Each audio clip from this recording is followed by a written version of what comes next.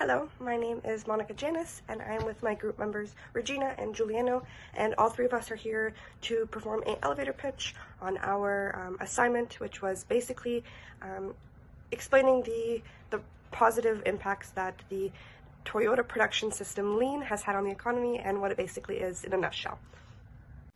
Okay, so now I'm going to address the key premises of each production system. The first one is the Toyota production system, and it relies on three main factors.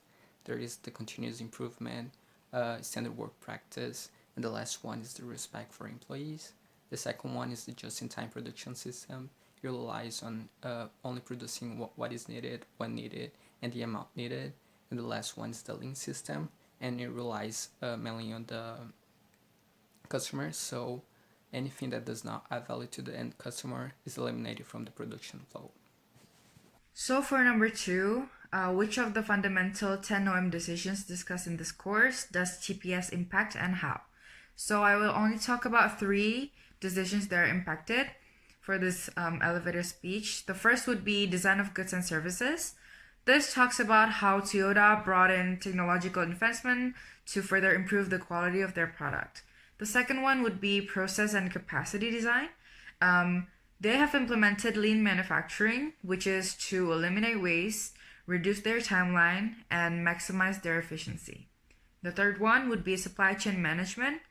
They have implemented just-in-time strategy, which means they have to have a good relationship with their suppliers. So when they have to restock items, they can do it in perfect timing without any troubles.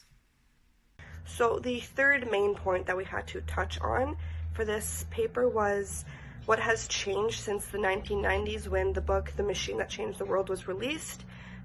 In that book, they explained how the lean system had been introduced into the production industry, but it is vital to look at what has happened since then. So a big change in the lean production and the production industry is that we are heavily relying on automated stuff, so like robots and machines. So these further advance the lean system because they help us remove extra costs on not only human employment but for error, as well as allow us to use our human brains to find flaws and other things. Basically allows us to better use the human body instead of wasting costs and space and all that on humans, and instead using it on robots, etc. And also speed is a very big thing in today's day, where everyone wants everything faster than the day before.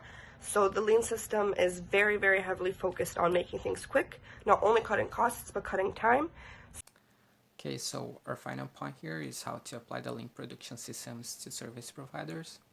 In order to do that, we need to follow some key steps. The first one is to use JET techniques, followed by the development of strong relationships with suppliers, and educating them to understand the responsibility of satisfying the customer's need. We also need to eliminate all but value-added activities. We need to train our employees really well, build their commitment, teamwork, empowerment. We also need to build work flexibility to cross-training and reducing the job classification.